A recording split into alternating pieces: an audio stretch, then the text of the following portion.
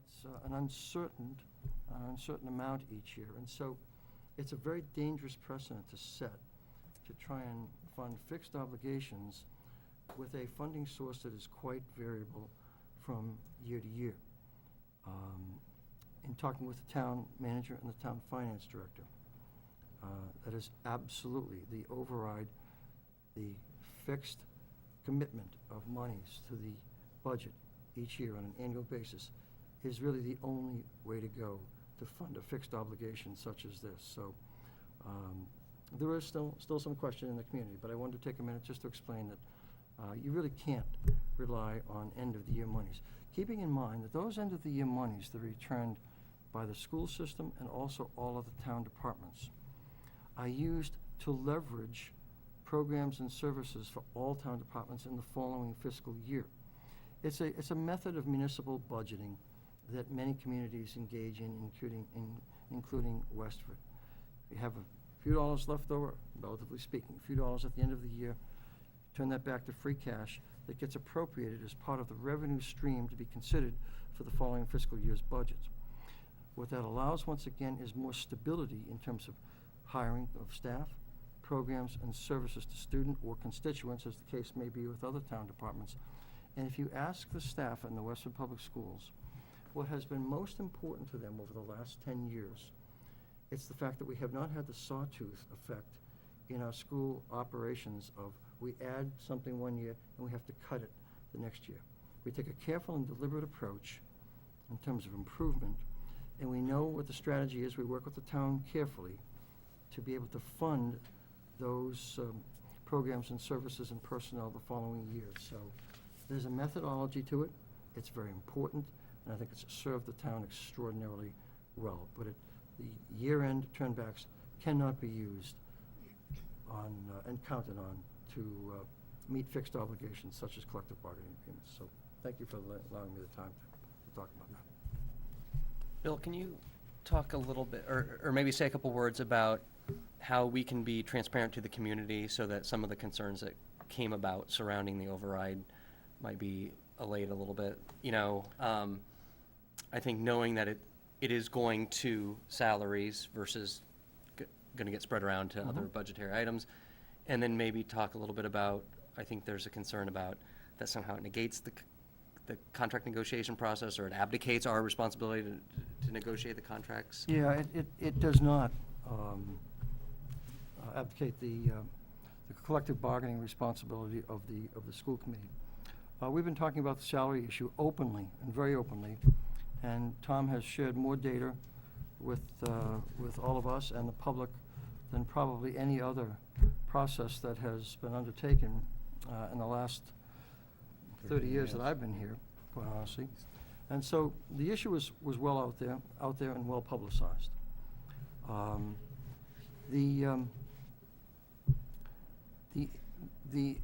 of the issues that came up, in fact, at a senior citizen meeting that we attended, was why are you abdicating your responsibility? That's not the case. We're still in negotiations. However, we identified an issue that needed to be corrected. The only way that issue could be corrected is through the legislative process of town meeting approving a warrant, and then through the election process, and that did take place. Now, the reason for that, once again, was to make sure that we could maintain some degree of competitiveness with our salaries. We're still in negotiations, okay, with the teachers, all right, and so that had to be in place in order for us to know which direction we were going to go and continue to go in collective bargaining. So it wasn't turning negotiations over to the teachers. It wasn't turning negotiations over to the voters.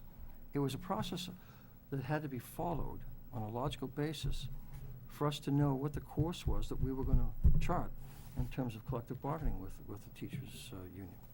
All right. So that's abdicating the collective bargaining responsibility was not the case. Just simply not the case. Okay. Chris, you raised another question that you had mentioned. I think what I was getting at was, are there things we can do to make sure that people feel like that there's transparency into where that money is going, and Yes, how it's I being will, spent. I'll be glad to post something on our website that addresses that. There was some question also throughout the process, well, how do we know with $1.6 million more appropriated to your budget that it's going to go to teachers' salaries? And Tom and I answered that question at the senior citizen meeting a while back, and I said, quite honestly, how would you ever trust us again, or why would you ever trust us again if we use that money for anything else? It has to be built in now to the teacher's salary. Does it become incorporated into our bottom line of the budget? Yes. But we understand that our obligation is to fund those salaries that we said we were going to fund. And so I'll explain that thoroughly in a letter to the community. I'll also talk about that. I have a meeting coming up, one of my monthly meetings coming up next Monday night that anyone can attend. And I'll be glad to answer the questions then also. So that we've got, I hope what the voters of this town have recognized is we've got quite a good record of fiscal integrity in the school department for the last 30-plus years. And that we have produced a school system that has delivered in terms of academic success of our students, the increase of the collaborative collegial culture that is extraordinarily important, but also the fiscal integrity. We've never run out of money. We've only asked for transfer from the Finance Committee for probably 3 times in the 31 years I've been here, because we manage our resources carefully, we manage our resources well.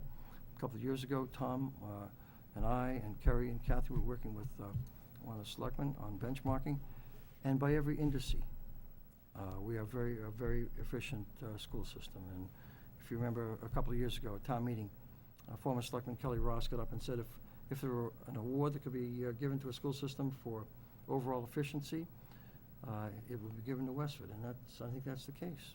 Okay, so I'll document that. Thank in a you. letter to the Chris, community. one point that I would make on that is I doubt very much that the negotiation committee would be able to actually reach a contract agreement with the teachers union if we did anything but.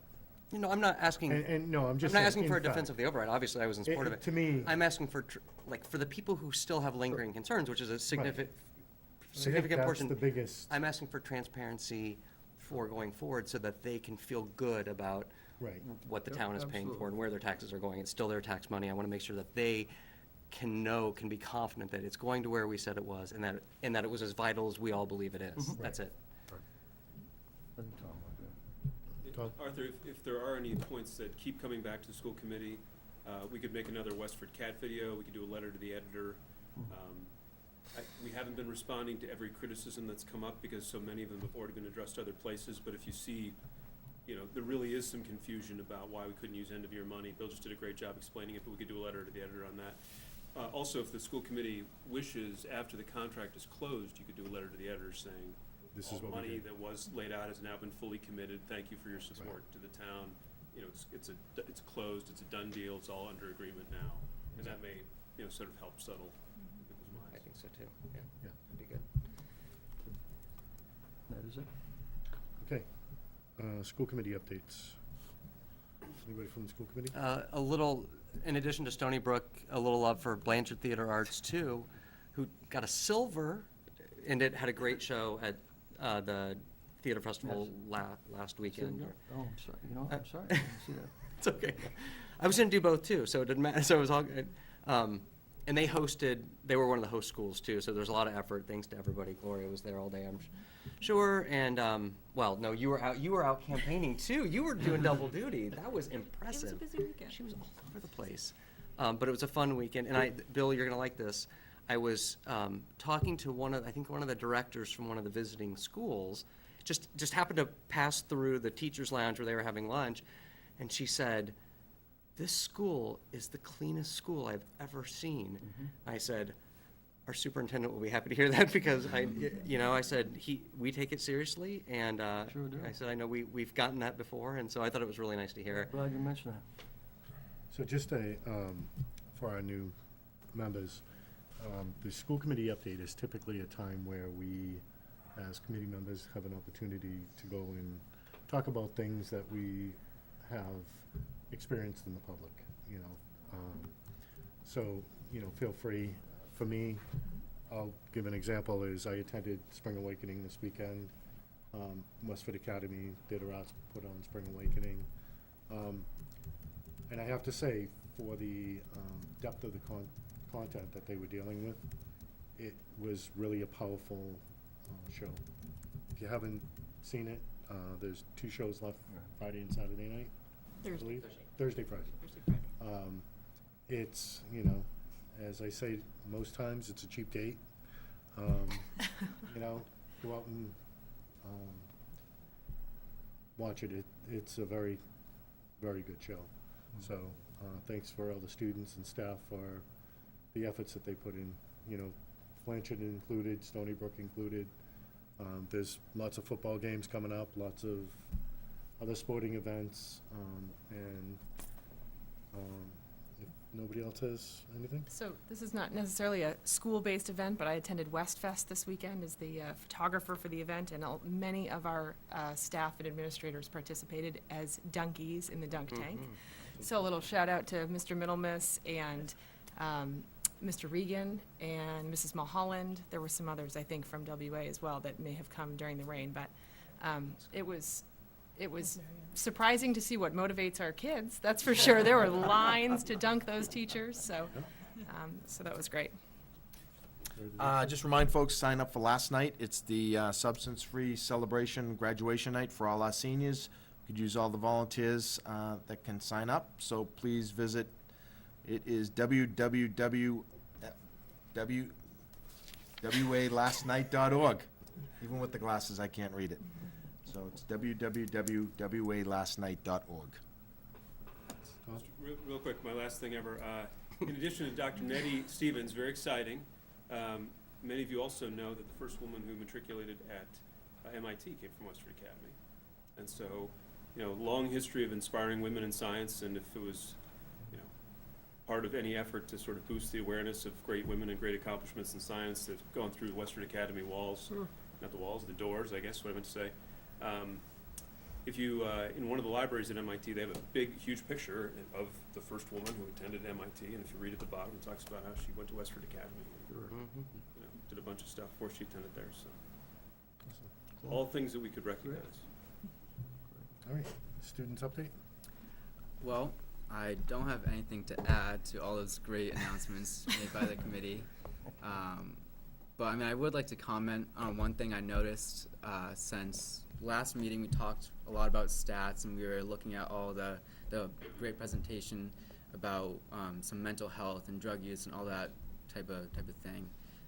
But I really would like to comment on how great the Westford Academy teachers are on dealing with students and their stress level. I think they do an unbelievable job where because we've had AP testing this past, I think this week and last week as well, and if there's any issue, the teachers will take care of it. If there's a test that needs to be moved, they'll take care of it. If there's a due date that needs to be moved for a few students, they'll take care of it. I don't think there's any teacher that I have personally that wouldn't mind dealing with any issue that comes up right away and will move a due date. It's as they tell me, they say it's easier for me to see a better result in the end a few weeks later than to get a poor result the next day. So I really appreciate that. I know many of the other students do. And especially at this stressful time of the year with AP testing and coming to finals in roughly a month or so. I know a lot of students appreciate it. And it's just something I noticed after I was looking at all the stats the past meeting. It's a great thing, WA. It's good to hear. Thank you. Of course. All right. Project-based learning initiative? Well, Kerry is going to work with Stony Brook Principal Chris Chu and some of the staff to talk about an exciting initiative that we are going to embark on next year. As you know, most of the educators and most of the people in the private sector, including educator Tony Wagner from Harvard University, have indicated the importance of project-based learning, where students focus on sometimes longer term, sometimes shorter term problems. And we're very excited that the team of teachers is very enthusiastic about trying this, and along with Chris and Kerry. So Kerry, I'll turn it over to you. Thank you. So we're really excited to be here tonight to share a little bit about what we're going to be moving forward with at the Stony Brook School next year in regards to project-based learning, and we're going to get into what that actually is. I'm here with Dr. Chu, who's the principal at Stony Brook, Sandra Femino, and Jen Masterson, who are two outstanding teachers that are at Stony Brook as well, 6th grade.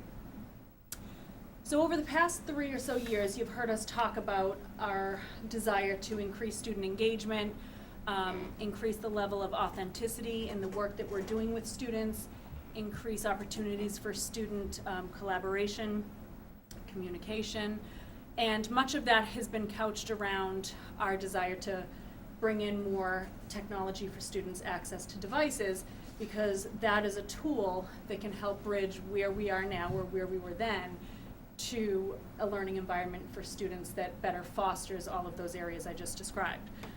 So it was around tools. And we've made great strides in that area. We continue to do that as we move forward. But tonight, we're not talking about tools so much as a teaching model, which is this project-based learning model. And we're lucky enough to be here mainly because Julie Bedreau is the pioneer for PBL. And she has run courses for staff members around Westford that are very well attended. And she's very much in touch with a lot of PBL gurus and brings their information into the district as well. So that's been quite a benefit. And actually, Jen participated in that course, and I think that gave her that initial spark to continue moving forward with it. And both of these teachers do PBL in their classrooms right now, and we'll talk about how it's going to look a little bit different next year.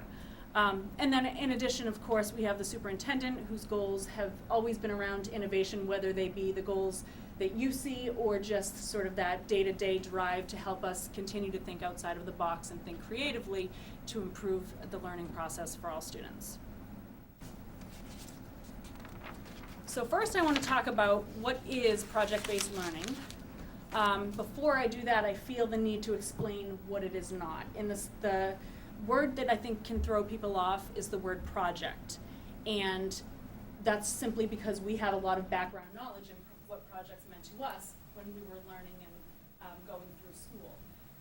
The difference really, though, is those projects were a demonstration of what you have already learned. And it takes place after the learning process has occurred. Whereas in project-based learning, the project is really the vehicle in which children work together and they go through quite a process where the learning occurs throughout that time. So there's a fundamental difference between the two, though it's the same word, so I think it can often be misunderstood. So the teachers in project-based learning start with a pitch or a challenge for students, and it can take many weeks, it can take a month, it can take several days, depending on what that project is, and then throughout that time where students are learning, that's when they're really experiencing the new information and the new skills. So I do want to point you to that wheel. These are the elements of project-based learning. I want to go through them very quickly. It all starts, though, in the center, and that's really, for us, it's the content standards. The standards in each area that are still at the forefront of what we start to build upon when we're thinking about our PBL units. And so that means it's content specific, but also those skills, the strategies, and the thinking that are the real essence and the spirit of the new standards. So starting with challenging problem or question. So this is where the teacher would introduce some sort of authentic challenge or problem that the students would then have to figure out how to solve or come up with some sort of end result to address whatever that may be. And it's also called a design challenge. So then moving to the right, sustained inquiry.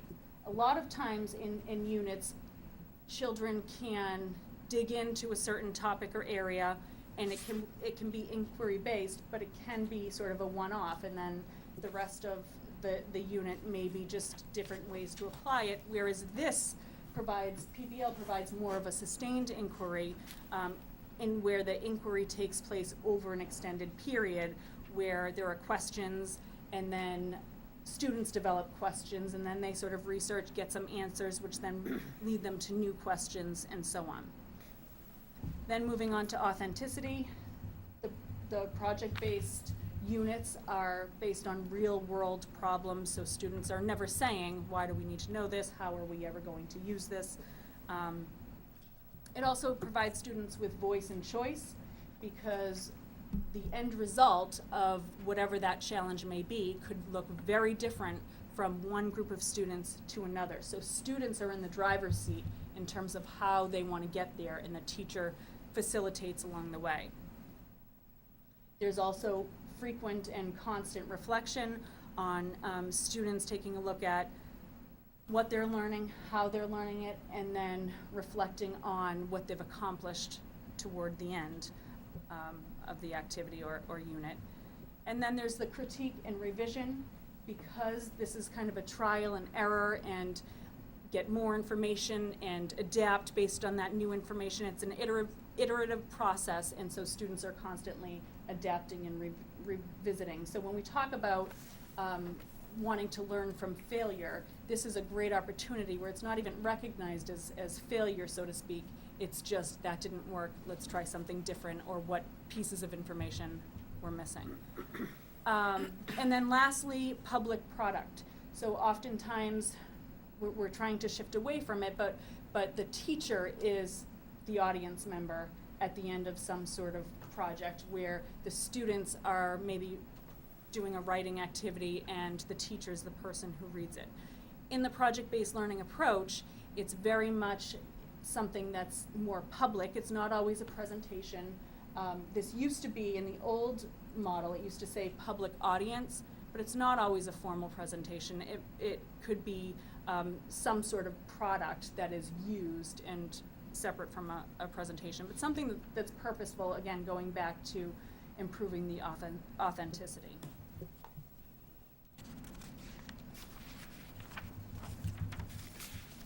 So why we're using project-based learning, and I want to point out the fact that project-based learning is happening throughout the district. It's happening in pockets. And what we have found, and what we knew going into it, is that project-based learning certainly increases student engagement, because students are taking much more ownership about what's happening and what they're doing. It fosters learning that sticks. So students are figuring out the information as they go through a unit and applying it in an authentic way, so they remember everything that they've done.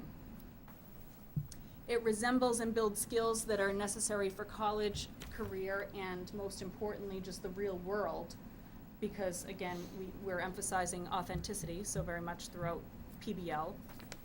And then it naturally connects students and schools with communities and with the real world as well. So as I said, this is not necessarily new to Westford, everything I've talked about thus far, but the piece that's going to be very different at the Stony Brook next year is that we have this one 6th grade team, and we're going to get into it more specifically, who are going to end up co-teaching, so PBL can be done in an interdisciplinary sort of way. So instead of using all of these great techniques just in the science class or just in the English class, they are going to teach students together, so that as they're building their units, they're thinking about the different content areas and integrating them, because in the real world, we typically don't address things in specific content areas. They sort of happen on the periphery and they overlap in everything we do. And so this is a way to provide the opportunity for students to experience that. And because of this focus, it will be done much more regularly versus 1 or 2 or 3 units. This will be their typical model when educating their class of students. So that's the lead-in specifically as to why why in 6th grade next year at Stony Brook would we be doing this? Because Carrie's right, it takes place throughout the entire district in pockets, and both Jen and Sandra will be able to talk about what they've already been able to do in their classrooms. Because of our population, this year we had 3 4-person teams in 6th grade, and next year we're going to be going back to 2 4-person teams and a 2-person mini team that both of the middle schools have had historically. And so in this transition, we were talking about, okay, well what if, as we're going back to this mini team, are there things that we can do that I think can really capitalize on this model? And we had actually started talking a couple of years ago about providing the 2-person team a little bit more autonomy so that they could blend the courses easier than I think that you're able to do on the 4-person teams, where students are going for 55 minutes to math, then 55 minutes to science, then 55 minutes to ELA, then 55 minutes to social studies. You had 2 teachers who were already teaching 2 of the content areas, and so we talked about that, and then we needed to restructure anyway, and so we went to 4-person teams. So when we started going back to the 2-person team, we said, okay, is there a way that we can look at blending some of this stuff together? And this idea of a full PBL team is something that we started looking at, and we said, okay, is there a way that we can actually allow the teachers to work with one group of students and co-teach together and have the 4 hours a day instead of the 4 separate content areas, but have 4 hours a day that they can just really organize that in a way that would really be more beneficial for the students. So that's really the difference when we were talking about the PBL in the content areas versus across the content areas. Because right now it happens in each of the content areas. It happens at Stony Brook, it happens at Blanchard, it happens in all the elementary schools, and it happens at Westford Academy in specific classes. And so what Jen and Sandra are going to talk about is what it looked like in their classes and what it's going to look like next year when they're able to blend things together. So Sandra, if you want to talk about what it looked like in geography. Sure. So I have been doing this UN project where the focus is on the Middle East, and it's there's a lot going on in the Middle East, and it's hard to the way that I got this idea is that it's really hard to kind of just pinpoint everything that's going on. So instead of me trying to figure it all out, I had decided I was going to have the kids choose a country in the Middle East and research a current problem and then come up with a solution to that problem. And then they would gather together after doing all their research and preparation. They would gather at a UN meeting and present their problem and their solutions to the board of the UN, and then they would then debate the solutions. So the wonderful thing about this project was that I didn't tell them what was going on, because every year the problems change and get more detailed. And so they had to go online and figure out the problems, and then they had to, once they figured out what their problem was, they had to see how this problem affected all the other countries so that they could come up with a solution that would actually work and not get rejected at the UN meeting. So that made it so much more authentic.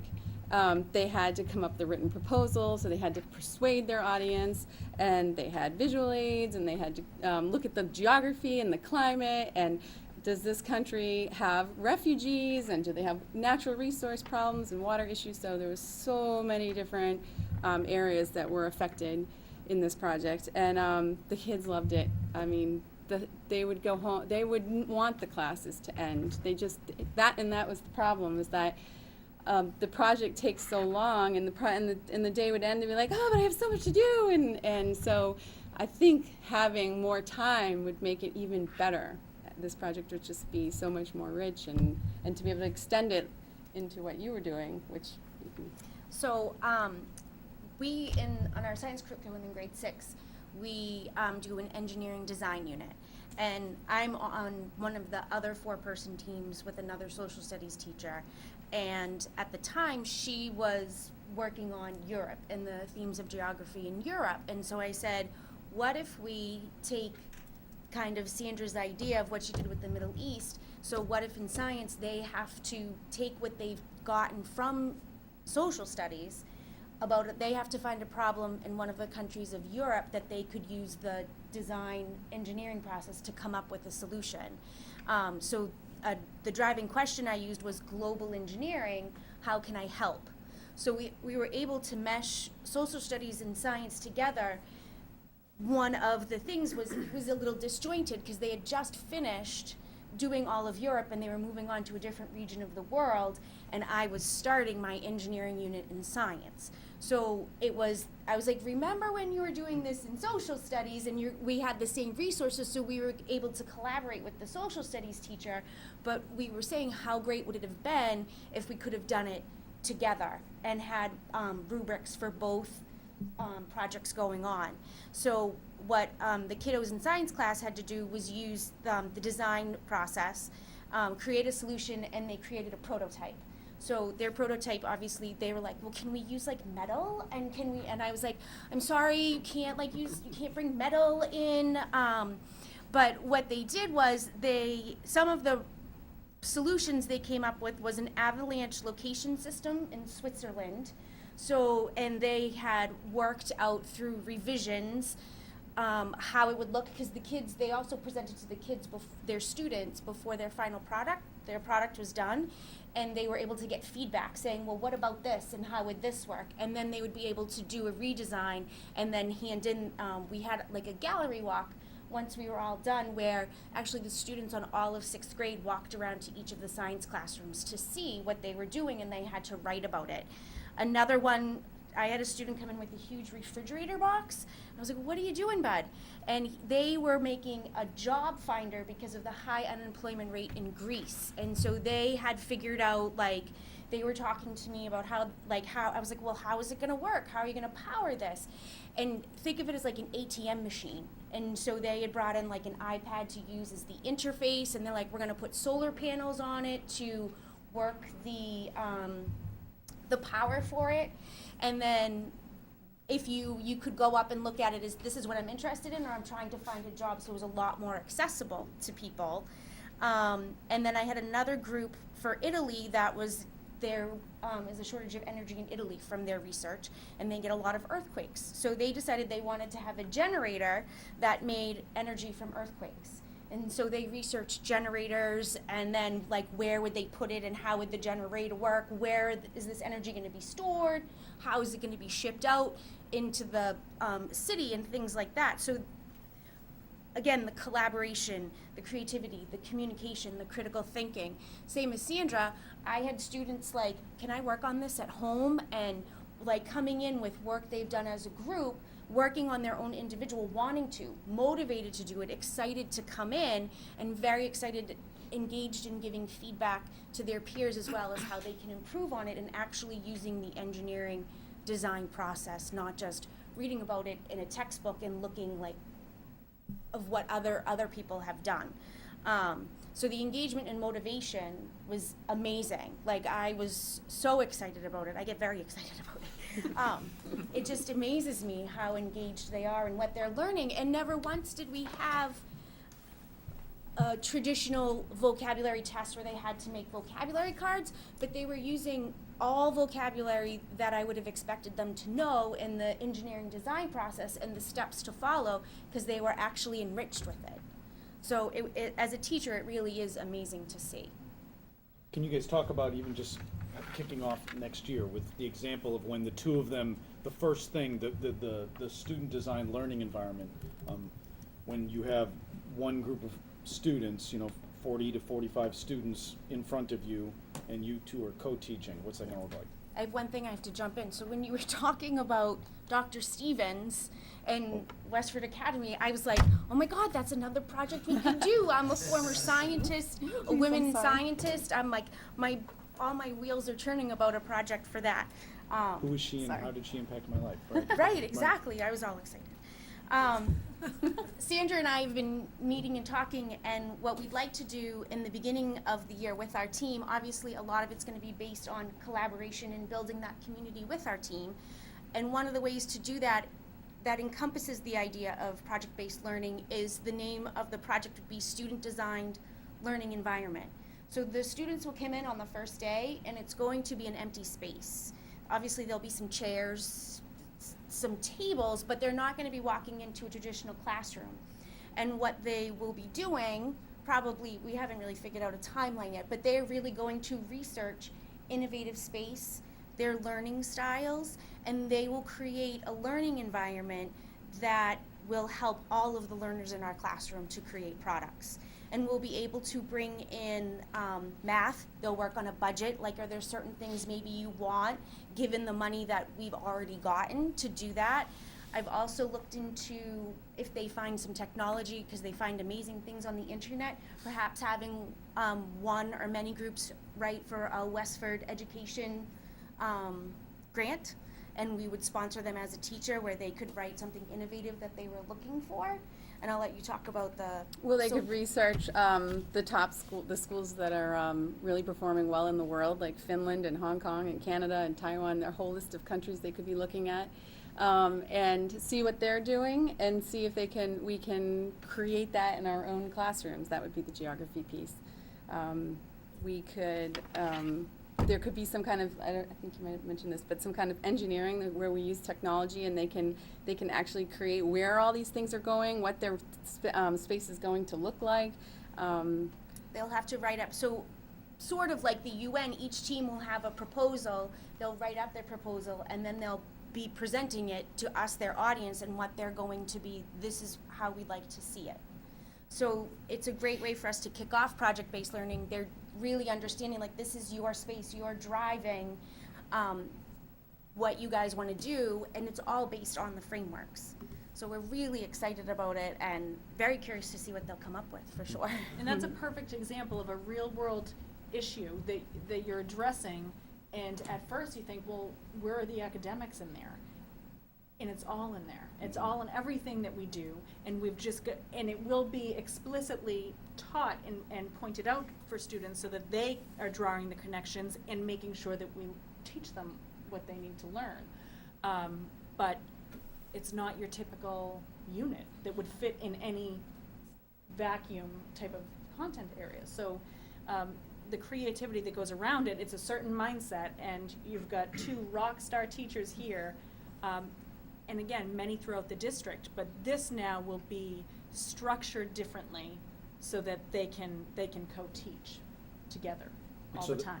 That will be the big difference, will be it being a pure PBL team, instead of students going from, like I said earlier, the separate silos of English, math, science, social studies.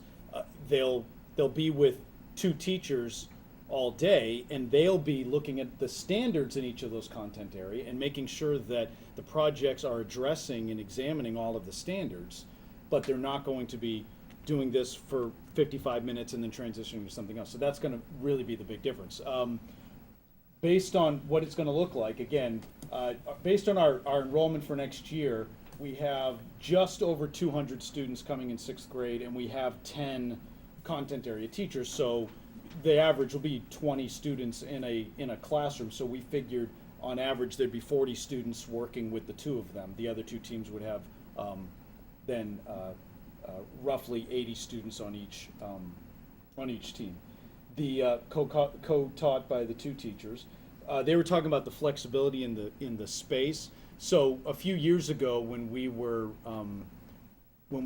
bringing more technology into Stony Brook, we actually changed the use of our computer labs because we had more carts that we were pushing into the classrooms, and so we have 3 computer labs in the building, which are only one of them is being used as a computer lab now because the technology has been pushed into the classroom. So one of those large classrooms will be their home base that then sits right next to the common room that then has 2 smaller rooms in it. So that's what they're talking about with that flexibility of the space, where they'll be able to work in a different way so it won't look like your traditional classroom. On May 16th, which is next Tuesday night, is when we're having our 5th grade, the incoming parent information night for the 5th grade families who are transitioning to Stony Brook. So we're going to talk about this then with the families, because it is going to be different and it's going to look different. Usually I meet the parents and I say, hey, listen, the students, it's gonna be the same experience on all three of the teams, everything's gonna be fine, we're gonna take wonderful care of your students. I'll still say everything's gonna be fine and we're gonna take wonderful care of your students, but I can no longer say that the experience is gonna be the same. So I wanna make sure that they're gonna say that we'll have 4-person teams and then we'll have this PBL team.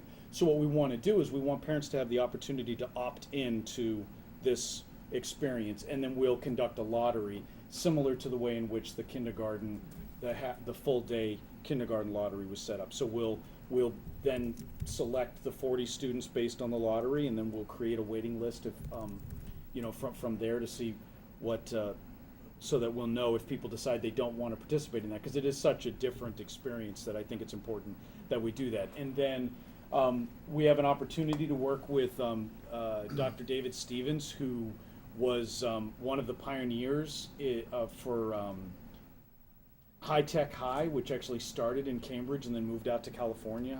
He's a local person who is already said that is willing to come and work with the teachers for the professional development. And in addition to both Jen and Sandra, there's teachers from Blanchard who will be participating in the professional development, and then other teachers from Stony Brook, so that we're continuing to get the project-based learning professional development moving out there. And the goal is that in the following year, Blanchard would have a PBL team. When they go back, they won't have a 2-person team in 6th grade next year. So the idea is that when they have a 2-person team in 6th grade or in a different grade, that they would be able to pilot the same concept.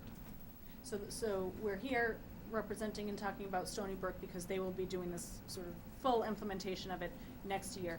Blanchard is very much on board, will be participating in all of the professional development, and the idea is they will have the 2 6-person team the following year, and now they'll be able to learn from the 2 of you who are trailblazers with this model about, integrating the content through PBL. Any questions? Chris? So, wow, okay, where do we get, thank you. I mean, this has to be the future, I think, right? And it's exciting to see us, there and embarking on it. I have a few questions. I don't want to take a lot of time, because I'm sure other people have comments and questions. So, quick answers are okay. You don't have to, give me the whole detail. But one quick question is, content, the underlying content for the projects, whether it's math concepts or GR, do you see it coming before the project or during? Does the project drive learning the material, or do you front load and teach them all the concepts so that they can use them? Or is there a bit of both? Does that make sense? I think it makes sense. So would we, almost like what Carrie had said in the beginning, would we teach them and then they do a project on it? So it's actually the opposite. We start with the 6th grade frameworks, and in the beginning of the year, we would have to model for them, what does this look like? So here's some frameworks, or this is our driving question, this is the problem you have to solve. And now, as part of that, we're gonna be having a mini math lesson, for example, with the designing of their learning environment. I can see for math, how are they doing with their computation of decimals, which is a big chunk of the math curriculum in 6th grade. So I'll be able to see as they're applying, trying to budget or find things.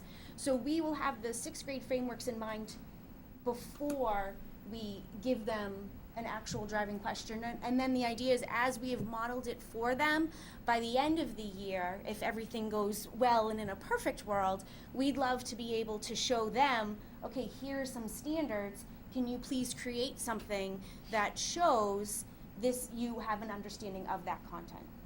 Does that answer your question? It does. Okay. And that's great. So it is tricky, though, trying to mate this kind of learning with existing standards, it sounds like. Do you feel like that's something that's evolving, and in 10 years, the curriculum standards and, pedagogies and things that are more readily available will more nimbly integrate project-based learning? They're really set up for that now, because they're so focused on skills and thinking and strategies. And that shift with the Common Core and with the new science standards history and social studies will be down the road, that's exactly what it lends itself to, being able to do this instead of having to just, prepare for a Jeopardy game. It's absolutely much easier with the standards, and it doesn't feel like we're trying to fit a square peg in a round hole, trying to do this model and address the standards. Can I give you one example of what I'm doing now? Yeah. I'm sorry, I get very excited. So the 2017 Total Eclipse, there's totality, it's like a big deal. I'm a science geek. I'm very excited about it, and it fits very well into the 6th grade science frameworks of being able to show models of lunar and solar eclipses and understanding moon phases. So the 6th grade science teachers at Stony Brook are actually taking a trip to go see the eclipse in totality, and what we decided to do was let them come up with the question. We partnered up with the 3rd grade class over at Crisafulli, and so their driving question is, why should 3rd graders be excited about the total eclipse on August 21st, 2017? So the students generated their own questions, they've created their own learning products based on their learning styles, and we're going to share that with the 3rd grade class over at Crisafulli, so the 3rd graders can get excited and learn about the solar eclipse and what a big deal to be able to see it in the United States is going to be this year. And what has happened is I've had kids now who are coming in, they're like, Mrs. Masterson, can we start a countdown for the eclipse? And so they've taken charge and have a whiteboard of a countdown to the eclipse, and someone comes in and changes it every day. I've had students saying, where are you going to go see it? Like, how long is it gonna last? Maybe I'm gonna try and talk to my grown-ups. Can we see it here? So it drives it, and then it's opening up all of these other extensions for them. So it works, as Carrie said, like, it's kind of already there. Yeah, that's the coolest thing. It's very My cool. daughter the other day said, we need to drive to see the eclipse. I said, maybe, we'll have to see what summer. I said, but there's another one in 2021, so we have a backup, I'm driving. That's awesome. I guess I'll just do one more. Can there be it sounds like for the UN, the geography problem-solving one, you're going to have a panel, and it's sort of like this is a final presentation almost. Can there be, first of all, can the public come? Can I come? Yeah. Because I know in a lot of integrated learning environments and project-based learning, they do portfolio days and things like that. Is that something you see as part of this? Having, instead of CBAs or whatever, moving towards a portfolio or presentation-based assessment at the end? I think a lot of it, once it gets rolling too, is gonna be driven by the students, right? As to how they're gonna exhibit this. So it very well could be, but one of the things when we were talking earlier with Sandra, just even about this UN project, one of the things that she mentioned was that when she did that was still, yes, their work, and they became very interested and they're very passionate about it, but in hindsight, when you were thinking about it, you were like, it was still teacher-driven, right? Whereas now, with that exact same question, whether some of the students ended up going down the UN road, other kids might end up, developing apps. We were kind of joking about, like, you never know what it could end up, what the outcome could be, because it all starts with the questions that they come up with. And so as they go throughout the year, I think I would guess that you'll probably get some invitations for things that'll happen when they start doing stuff, but that's, it depends on what they decide that they want to do. That's great, thank you. So this is a very intriguing proposition for the middle school level, but I was just wondering, how could this apply to the high school level? I know you were saying it's already done in some pockets. I was wondering if it's done in high school, just because I know everyone's taking different course loads, so it's not always the same. So I don't know if you could answer that. And really, the how to teach is very much up to each individual teachers, right? So we are continuing to move everybody forward and in the direction of being more innovative in the classroom and making it more authentic for students. Yes, absolutely, it's being done at the high school, can be done at the high school. This isn't limited to the middle school. I think we're just highlighting it for the middle school because of the opportunity of this 2-person team that will be co-teaching. I had 2 questions. One is, I know you're doing a presentation to parents on this next week, in helping parents decide, is this the right learning environment for my child? Have you developed any advice for parents in terms of the characteristics of students that would work well in this environment, their learning styles? Yes, we are gonna talk about that. We're gonna talk about what does it look like and what would the day look like. You know, I think which would be helpful for them to get a sense as to whether or not that's something that they think that their child would love, or whether that would be, I mean, for I would say even a lot of students, actually going and being able to say, okay, listen, I'm going to focus on this right now, and I'm going to go focus on this. That's actually a more productive way for them to, I think, even approach PBL, right? The idea of it just being meshed together can be overwhelming for some students. Yeah. The other question I had is for families who are excited about this and don't necessarily get to do it for next year, are you looking at carrying this forward into 7th or 8th grade so that maybe if students don't get to experience this type of learning environment, or maybe they're not ready for this type of learning environment in 6th grade, would there be an opportunity that they could try something like this as a 7th grader or as an 8th grader on a small team? Our initial thoughts is that as it transitions, that then in 7th grade, the 2-person team in 7th grade would be a PBL team.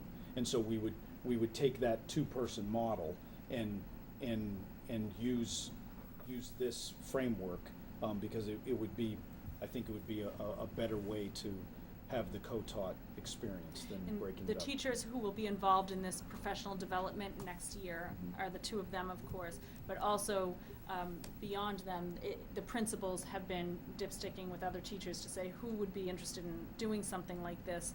So those who are involved with the professional development, the intention is that they would take this on in some form, whatever logistically works in the future. And then also we actually have high school teachers who will be participating as well, and they're going to go on their separate track of professional development as a cohort, and they'll end up sort of being trainers. So we are doing a train-the-trainer model in order to build capacity beyond just the one team.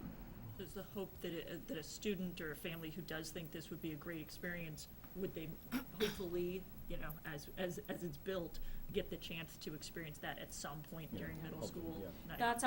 That's our intent. Great. We just haven't worked out logistics yet, but we're hoping to go there.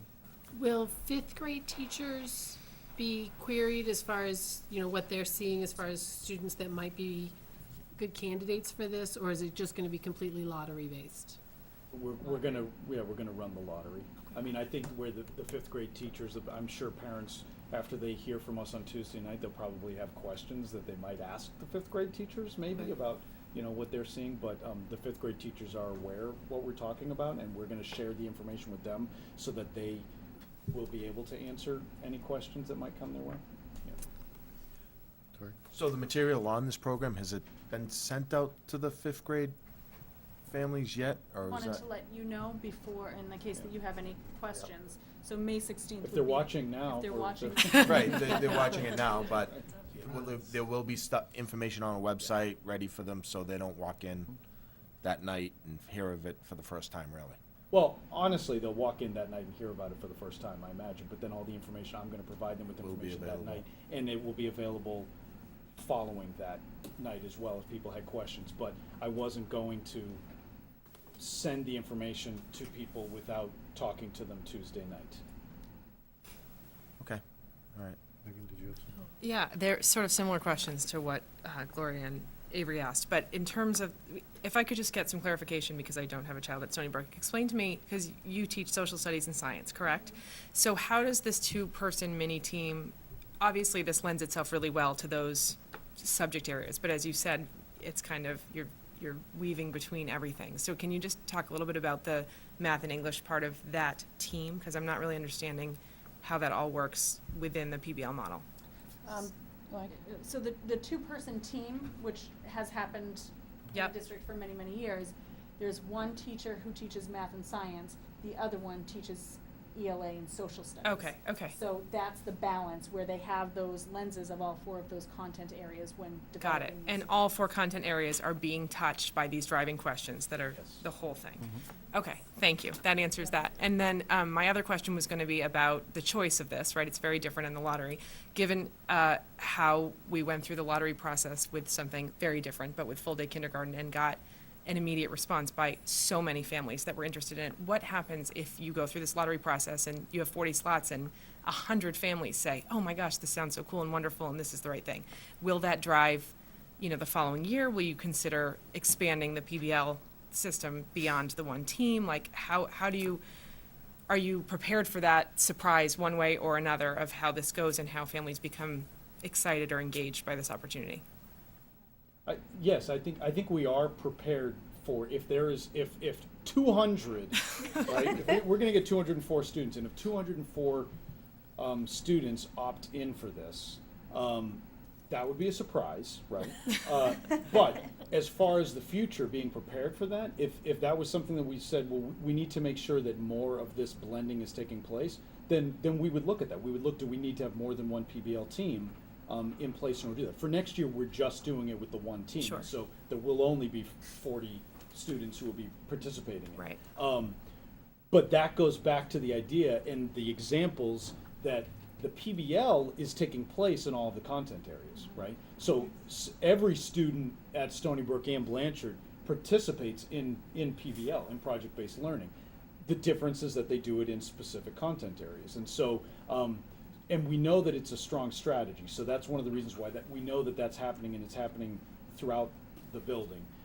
So I feel like parents will be excited about that, and they'll still be able to participate in this. It's just a difference as to whether it's going to be blending all of it together all the time so that it's interdisciplinary all of the time, or if it's not. And so I think if we found that there was an overwhelming expectation of it, then we would be working with the other teachers to say, okay, well then we need to restructure. We need to how can we do this? I mean, the example here is that they both are able to teach all 4 of the standards, Right. By this team together, by having them work together. So that's when you look at the expertise that the teachers have and how people are teaching the discrete areas already. Sometimes it isn't a match to have somebody teach both of the content areas together. So that would be what you'd have to look at. And even licensure. And even licensure. Right. would have to be Right. licensed in those Sure. areas. Sure. Okay. Thank you. Others? Okay. Thank you. Thank you. We're excited. Thank you so much. Good luck. Thank Thank you very much. Thank you. All right. Field trip requests for Day, Blanchard, Stony, and Westford Academy. Yes, just a correction to the agenda. There are no new trips proposed for the day schools, so that can be crossed off the agenda. But according to policy 5404, there are various levels of approval that take place for policies. It has been our practice in the past also that if a trip has run in the past and is going to run again in the future, we provide that information to you, but does not require a formal vote. What does require a vote is those new trips that are being proposed to you at the present time. And we have, let's see, is Crystal here? I believe the trips that you see here for the Stony Brook have run in the past. Those just for information, and also the Blanchard, those have run in the past. What we have included, however, is 3 new trips for Westford Academy, and Dean Bob Ware is here to address any questions you might have. The varsity swim and dive team will be taking a trip to Florida in December during the vacation period. The Westford Academy Social Studies students will be taking a trip to Ireland, and the Westford Academy Band will be taking a trip to Montreal and Quebec. And Kerry and I support the trips.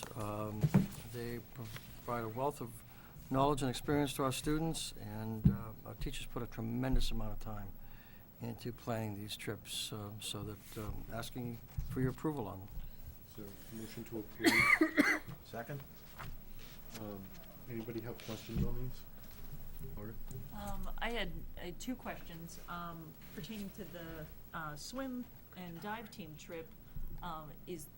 Since this is a trip that's going to be offered once every 4 years, current swim team members, I'm sure, can get alerted to the fact that it's coming up, but since it is earlier in the year, is there a way to get word out to kids who may be interested in the swim team, just so parents can plan ahead financially, that this might be something that they can budget for, and to know that it's on the horizon for kids who are interested in the swim team in the winter? Yeah, that's a great point, and I can bring that up to the coaches.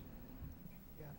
Just a little advance notice to them to know it's on the horizon, because it sounds like a great trip and a great Yeah, opportunity. it does. The accessibility to the pools around here in the winter is minimal for our program, so they're just looking to go to maybe a collegiate facility, and utilize something that's larger and a little bit more able to, just better train our kids. The other question I had is, I know the other two trips are out of the country. I know we certainly have students who aren't U.S. citizens or might hold dual citizenship. I don't know if that's been thought of.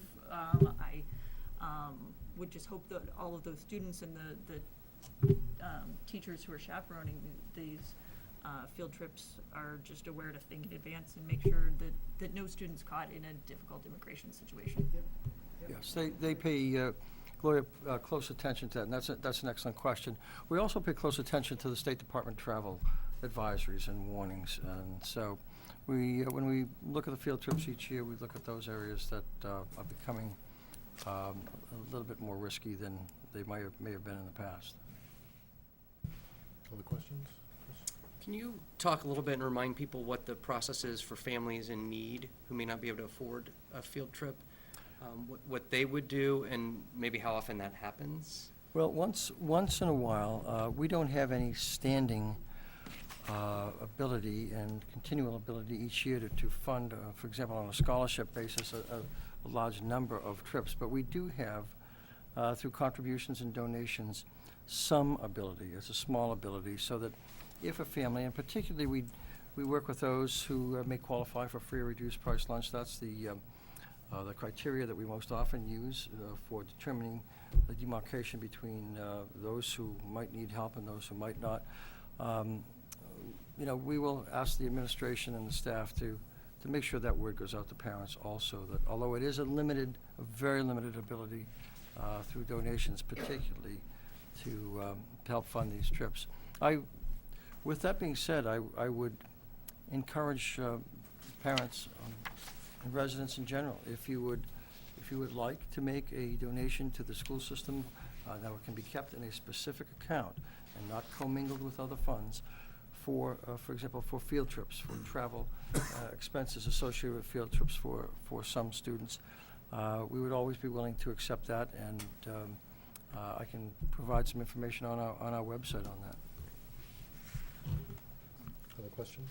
I just had one more question about the swim trip. So being offered every 4 years, is it as likely that a freshman partaking in the swim team would go on this trip? I mean, is it beneficial to all levels, I guess is my question, because obviously if you were a senior, you knew perhaps you were going to go on to swim at college.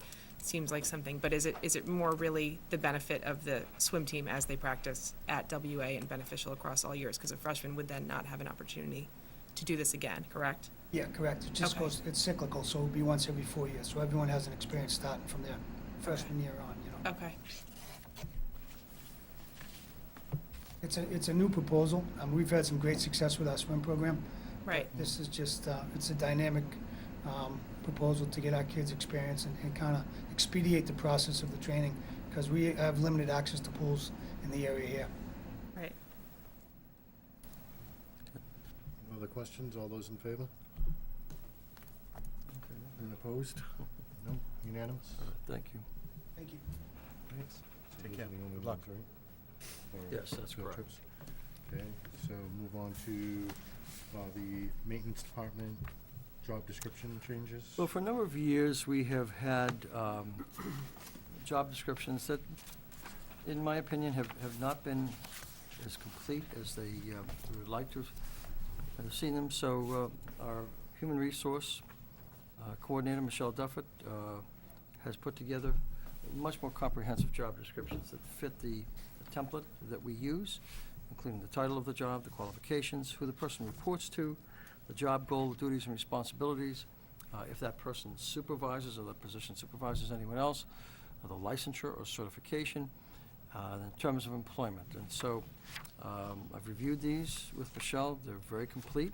They're very representative of the actual jobs that our maintenance staff is doing, and they are associated with all of our maintenance staff functions. So asking for your approval on the job descriptions. Motion to approve. Do I have a second? Second. So Terry first, Avery second.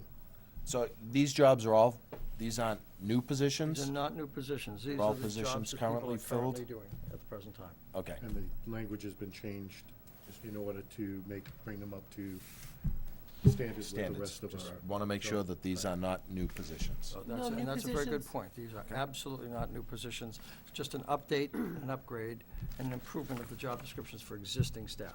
Do any of them, I didn't see it, do any of them hold a pay grade or pay level that would have changed? Nothing will change as a result of your approval of this. No questions? Seeing none, all those in favor? Unanimous? Thank you.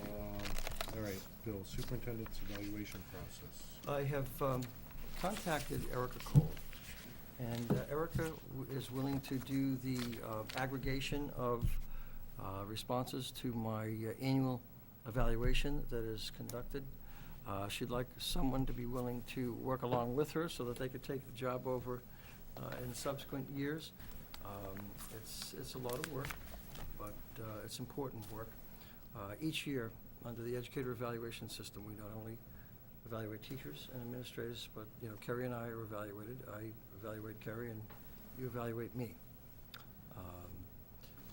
Evaluate me on the goals that I have advanced for this year and the level of attainment of those goals. And you evaluate me on the 4 standards in the Educator Evaluation model. What I'd like to ask also is that since 2 of you are new, there's Gloria and Megan, and we'll have a new person filling Tom's position, I'd like to ask that the evaluation be extended to David Keel also and Erica to participate in it, since they've been with me for the entire year. But she will And work Tom. on it. And Tom, and I'll have, I'm sorry, Tom, I forgot your. It's Tom Clay. He's Used to be on the in, school. he's in purgatory, Thought I Chair. You were sitting there, I figured you never visiting. left. So that will be taking place in the next few weeks. We have a separate evaluation meeting each year, then that's outside of our regularly scheduled meetings, and that will take place in June. Moving at the next school committee meeting, I'll be presenting you with the update on my goals for this year and some comments and reflection on my performance in relation to the 4 standards. So that if So, that's, Bill, can we get that evaluation form sent out, like ASAP? Mhm. That way the new people Yes. have a chance to see it. And then at our next meeting, let's talk about, you know, have people think about whether or not they want to step up and work with Erica. Mhm. And then hopefully at the next meeting, find Yeah, it's important somebody to that, fill in. Erica has done this for the past several years, and she's had a template that she uses, and she rolls up all of our feedback into one form with, you know, each person's comments, so that you can see them all in one document. And it's really just kind of compiling, you know, 7 separate documents into one document with all the comments and feedbacks in the right section. It's probably more time consuming than it is complicated, but I think it's important for us to find somebody who's comfortable doing stuff like that and would step up and help out. So if we can get those out, Mhm. you know, next, We'll send them out then. and then see if we can get and if you have questions on the goals, you know, feel free to check with any of us.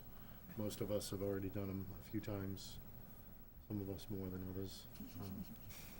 So, Do we need an official vote to extend it to the others? To Erica, to? yeah, we'll do that now. Okay. So do I have a motion to extend it to the, A motion to extend it to the 3 exiting exiting school committee school members? committee members. Second. So Chris seconded. Any questions on that? All those in favor? Unanimous? All right, thank you.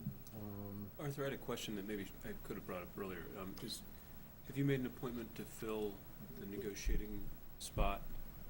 We have not, Okay. so, And that's an appointment, it's an appointment you make, right?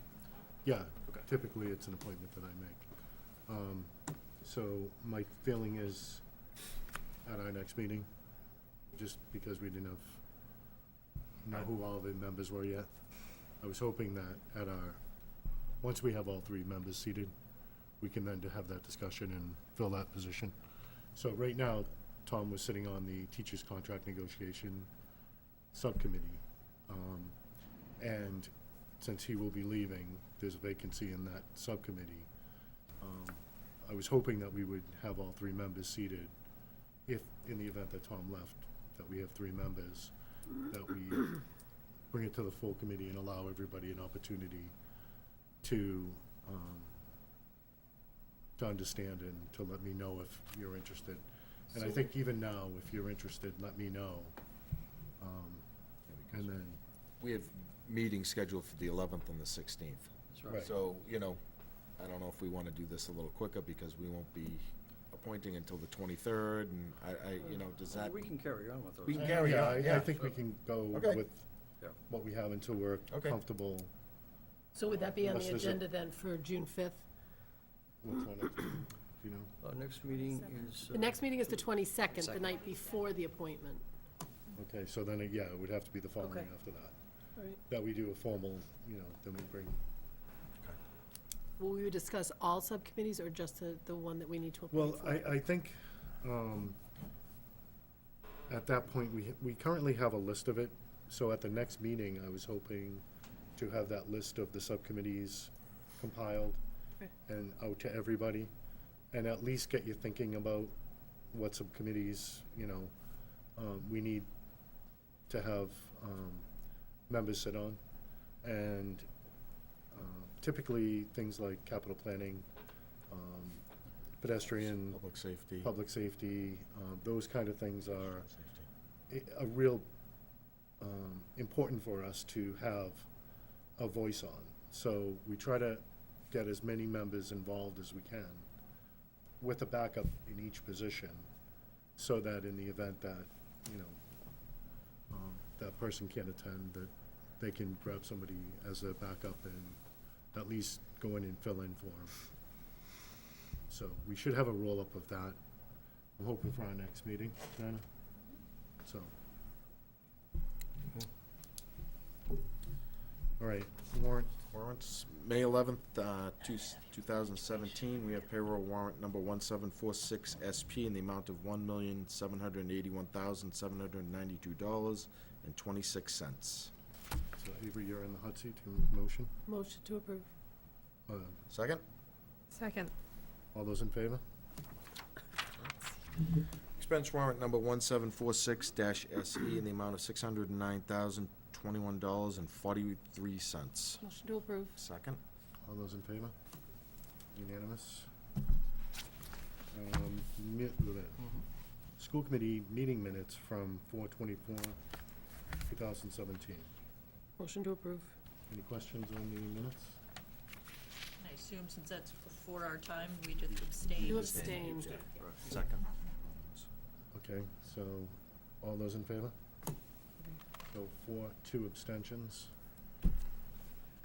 And no personnel updates. That's correct. And item 10, anybody? Just a motion Motion to to adjourn. adjourn? Motion to Motion adjourn. to adjourn. Second. Okay. All Whatever. those in favor? Unanimous. No, I wanna